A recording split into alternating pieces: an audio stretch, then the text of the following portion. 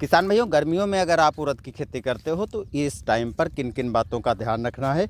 और अगर आपने सहफसली खेती कर रहे हो या अकेला उड़द की खेती कर रहे हो, तब भी आपको सेम ये काम तो करने ही करने हैं। पहली चीज़ किसान भाइयों, अगर आपके उड़द की बुआई 1 महीने के करीब हो गई होगी तो इस साइज़ का उड़द हो गया होगा यदि आपने उर्वरकों आदि को सही तरीके से सही डोज में दी है।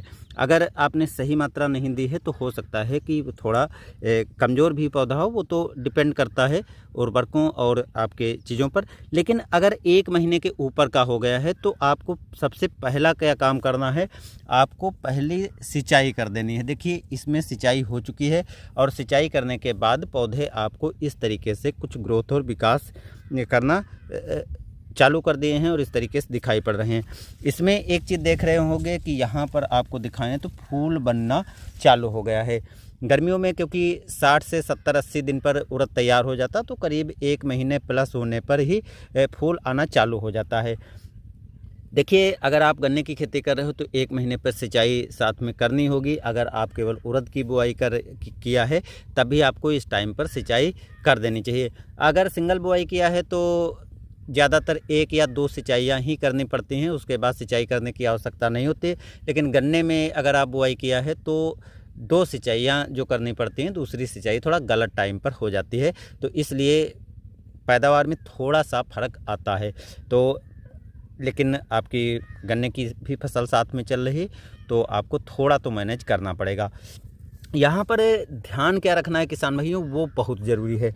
देखिए अगर आपके खेत में उड़द की बुआई किया है तो अभी इसके पहले इसमें जो है माहू लगा हुआ होगा। यदि आपने अभी तक सिंचाई नहीं किया है और किसी कीटनाशक को नहीं डाला है तो आप अगर देखोगे अपने खेत में ऐसे पौधे को इस तरीके से करके तो माहू दिखाई पड़ रहा होगा। अब इसमें भी माहू लगा हुआ था, जो इस तरीके की पत्तियां हैं, इन पत्तियों का रस माहू चूस चुका है। इसमें कोई फंगस नहीं लगा है बल्कि माहू लगा था और माहू इस तरीके से चिपका था जिससे पत्तियों को रस चूस गया था। तो माहू अगर लगा है तो माहू की रोकथाम के लिए आपको कीटनाशक डालने की आवश्यकता पड़ेगी। माहू को रोकने के लिए सिस्टेमिक दवाएं भी डाल सकते हो, कॉन्टैक्ट बेस वाली भी दवाएं डाल सकते हो। माहू के अतिरिक्त एक कीट और लगता है इस टाइम पर, जो पत्तियों को इस तरीके से जो है खा करके ख़राब कर देता है और कुछ उड़ने वाले कीट भी ख़राब करते हैं। तो अगर आपके खेत में कुछ पत्तियां इस तरीके से कटी हुई दिखाई पड़ रही हैं, देखो यहाँ पर कीट आपको शायद दिखाई पड़ा होगा, तो दिखाते हैं आपको। ये कीट बैठा हुआ, तो ये क्या करते हैं, ये पत्तियों को काट देते हैं। और बहुत से दूसरे कीट होते हैं, गिडार आदि भी दिखाई पड़ सकती है, तो वो पत्तों को तो नुकसान करते हैं। पत्तों को नुकसान के बाद में जो फूल बनता है, फूल को भी काट करके गिरा देते हैं। फूल को काट करके गिराने के बाद भी फलियों को भी नुकसान पहुंचाते हैं। तो इन कीटों से रोकथाम इस टाइम पर करना ज़रूरी है। इसके लिए अगर हम बात करें तो देखो इमिडाक्लोप्रिड भी डाल सकते हो। फूल की अवस्था नहीं है उसके पहले अगर माहू आदि कोई कीट लगा है तो आप क्लोरोपाइरीफास भी डाल सकते हो, प्रोफेनोफास भी डाल सकते हो। लेकिन फूल की अवस्था अगर आपके खेत में है तो इमिडाक्लोप्रिड बेस्ट रहता है।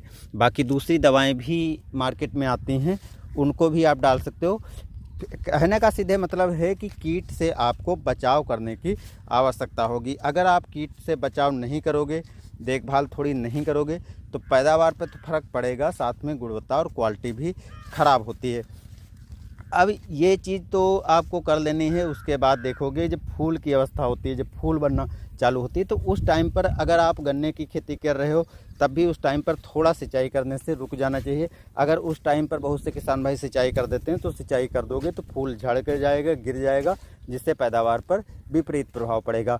लेकिन अगर आप थोड़ा सिंचाई करना रुक जाते हो तो फूल अच्छी तरह से बन जाएगा। और फिर जब दाने का भराव होना चालू हो, यानी फूल थोड़ा लंबी अवस्था तक चलता है, तो पहले देख लो पर्याप्त मात्रा में फलियां बन चुकी हों, उसके बाद आप सिंचाई कर दो तो कोई दिक्कत नहीं है। बाद की थोड़ी पैदावार कम पड़ेगी लेकिन ज़्यादा प्रभाव नहीं पड़ेगा। खरपतवार तो निकालना आपको बहुत ज़रूरी है, खरपतवार नहीं निकालोगे तब भी दिक्कत है। अब देखो तो इसमें बहुत से पतंगे आपको दिखाई पड़ रहे होंगे, घूम रहे होंगे, तो उनसे बचाव आपको करना है, खरपतवार को भी निकालना है। और पर्याप्त नमी खेत में बनाए रखना है, लेकिन वो आपको जैसा मैंने बताया है तरीका, उस हिसाब से। अब फूल की अवस्था है, उस टाइम पर यदि पहले सिंचाई कर दिया, और इस टाइम से जो सिंचाई है लगभग नमी खेत में आपको 15 से 20 दिन तक मिल जाएगी, जिससे फूल अच्छी तरीके से बन जाएगा और बाद में फलियां बनना चालू हो जाएंगी। जब फलियों में दाने का भराव होना चालू हो जाएगा, उस टाइम पर सिंचाई कर दीजिए, कीटनाशक डाल दीजिए। ज़्यादा कुछ करने की आवश्यकता रहती नहीं है। बाकी किसान भाइयों, अगर और भी आप जानना चाहते हो उड़द की खेती के बारे में लेकर के, तो आपको अगली आने वाली वीडियो भी देखने को मिल जाएंगी। ये वीडियो कैसा लगा कमेंट में ज़रूर बताइएगा। मिलते हैं नए वीडियो के साथ। धन्यवाद।